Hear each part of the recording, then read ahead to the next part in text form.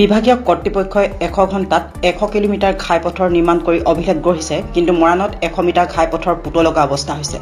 বিগত 4টা বছৰে কোনো ধৰণৰ মেৰামতি অথবা নিৰ্মাণ নোহোৱাৰ বাবে ঘাইপথ পৰিণত হৈছে পুখুৰীত। দৈনিক ঘটিছে দুৰ্ঘটনা, পথৰ ওপৰতে বাগৰিছে পাচলি ভৰ্তি গাড়ী। মৰাণ নাহৰকটীয়া ঘাইপথৰ 100 মিটাৰ অংশই সৰিয়হৰ ফুল দেখুৱাইছে ৰাইজক। পথটোৰ মৰাণৰ পৰা আৰম্ভণি ভাগৰ মাত্ৰ 100 মিটাৰ অংশৰ বিগত 4টা বছৰে একে অৱস্থাত আছে। নিশা হোৱা এজাক বৰষুণৰ পিছৰ দৃশ্য এয়া।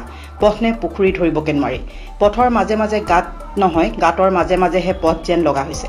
উক্ত পথত দুৰ্ঘটনা ঘটাটো স্বাভাৱিক হৈ পৰিছে। দৈনিক 3-4টা ঘটনা ঘটিছে। দুদিন পূৰ্বে বিলাহী ভৰ্তি এখন বাহন নিয়ন্ত্ৰণ হেৰুৱাই আগচকা এটা বৃহৎ গাঁতত পৰি বাগৰি পৰিছিল। পথটো নিৰ্মাণৰ বাবে ৰাইজে দাবী জনাইছে, কিন্তু কোনো বিভাগ আৰু বিভাগীয় কৰ্তৃপক্ষ গা লৰা নাই।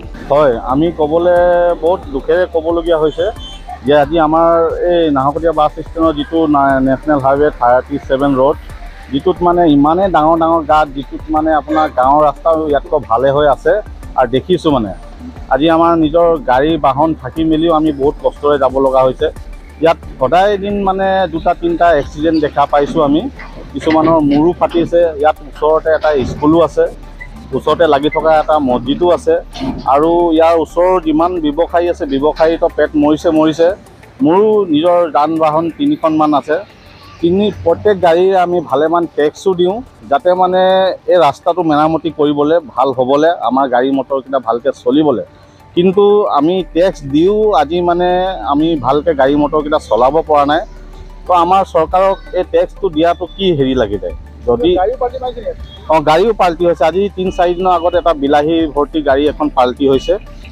কিন্তু গোটেই নতুন গাড়ী এখন পাল্টি হৈ বৰবাদ হ'বলগীয়া হৈছে।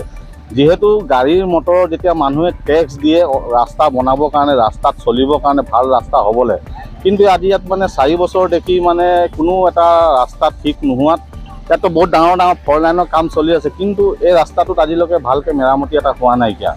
আজি মেৰামতি কৰে যিটো মানে যোৰা টাপলি মাৰি কিনে, সেই যোৰা টাপলিটোত বেছি হৈ এক্সিডেণ্ট হৈছে।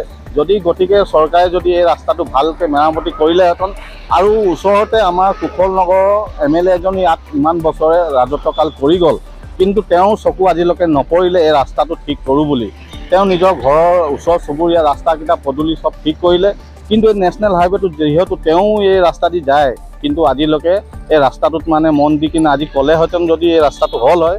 কিন্তু আমি দুখেৰে ক'বলগীয়া হৈছে আমাৰ আজি নিজৰ MLA এজনক, কিন্তু তেওঁ এই চকু দিয়া নাই ৰাস্তাটো।